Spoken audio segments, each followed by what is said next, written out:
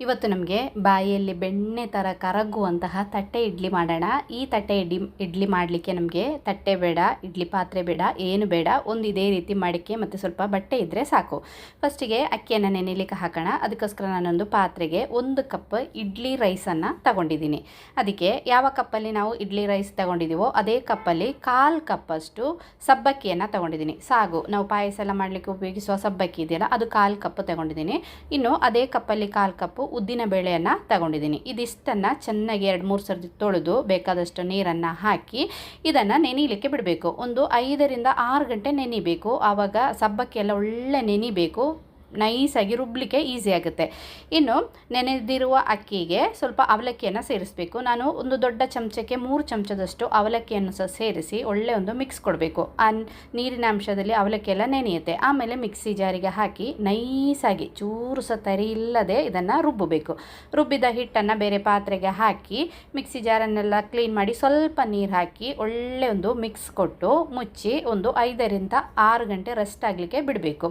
Mix ಮಾಡುವಾಗ ಒಂದು 5 ನಿಮಿಷ ಟೈಮ್ ಇದ್ದರೆ ಮಿಕ್ಸ್ ಮಾಡಿ. ಮಿಕ್ಸಿಯಲ್ಲಿ ನಾವು ರುಬ್ಬಿಯ ಬಿಸಿ ಇರುತ್ತಲ್ಲ, ಬಿಸಿ ಎಲ್ಲ ಹೋಗುವವರೆಗೆ ಮಿಕ್ಸ್ ಮಾಡಬೇಕು. ನೋಡಿ, ನಾನು ರಾತ್ರಿ ಹಿಟ್ಟನ್ನು ರುಬ್ಬಿಟ್ಟಿದ್ದೆ, ಬೆಳಗ್ಗೆ ಆಗುವಾಗ ಹಿಟ್ಟೆಲ್ಲ ಒಳ್ಳೆ ಉಬ್ಬಿ ಬಂದಿದೆ. ಇನ್ನು ರುಚಿಗೆ ತಕ್ಕಷ್ಟು ಉಪ್ಪನ್ನು ಸೇರಿಸಿ ಮಿಕ್ಸ್ ಮಾಡಿ ಸೈಡಿಗೆ ಇಡೋಣ. ಇನ್ನು ನಮಗೆ ಬೇಕಾದ್ದು ಇದೇ ರೀತಿದೊಂದು ಮಣ್ಣಿನ ಮಡಕೆ. ನಿಮ್ಮ ಹತ್ರ ಮಣ್ಣಿನ ಮಡಕೆ ಇಲ್ಲ ಅಂದರೆ ಸ್ಟೀಲ್ ಪಾತ್ರೆ ಅಥವಾ ಅಲ್ಯೂಮಿನಿಯಂ ಪಾತ್ರೆ ಆದರೂ ಆಗುತ್ತೆ. ಮಣ್ಣಿನ ಮಡಕೆ ಇದ್ದರೆ ತುಂಬ ಒಳ್ಳೆಯದು.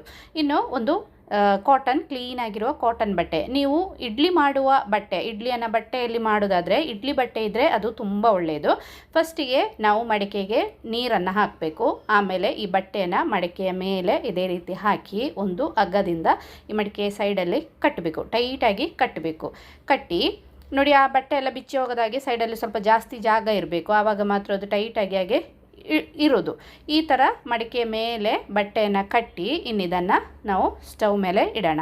ನೀರು ಒಳ್ಳೆ ಕುದಿ ಬರಬೇಕು. ಆಮೇಲೆ ಸ್ವಲ್ಪ ಎಣ್ಣೆನ ಬಟ್ಟೆಯ ಮೇಲೆ ಸವರಿ ನಮ್ಮದು ಹಿಟ್ಟಿದೆಯಲ್ಲ, ಇಡ್ಲಿ ನಾವು ರೆಡಿ ಮಾಡಿಟ್ಟಿರೋ ಹಿಟ್ಟನ್ನು ಈ ಬಟ್ಟೆಯ ಮೇಲ್ಗಡೆಯಿಂದ ಇದೇ ರೀತಿ ಹಾಕಿ ಲೈಟಾಗಿ ಸ್ಪ್ರೆಡ್ ಮಾಡಬೇಕು. ನೋಡಿ, ಎಷ್ಟು ಬೇಕೋ ಅಷ್ಟು ಹಿಟ್ಟನ್ನು ಹಾಕಿ ಸ್ವಲ್ಪ ಈ ಥರ ದೊಡ್ಡ ಪಾತ್ರೆಯಲ್ಲಿ ಮುಚ್ಚಿ ಇಡಬೇಕು. ಮುಚ್ಚಿ ಏನಾದರೂ ಇದರ ಮೇಲ್ಗಡೆ ಸ್ವಲ್ಪ ವೆಯ್ಟನ್ನು ಇಟ್ಟರೂ ಆಗುತ್ತೆ, ಇಡದಿದ್ರೂ ನಡೆಯುತ್ತೆ. ಸ್ವಲ್ಪ ವೆಯ್ಟ್ ಇರುತ್ತೆ ನೋಡಿ ಪಾತ್ರೆ.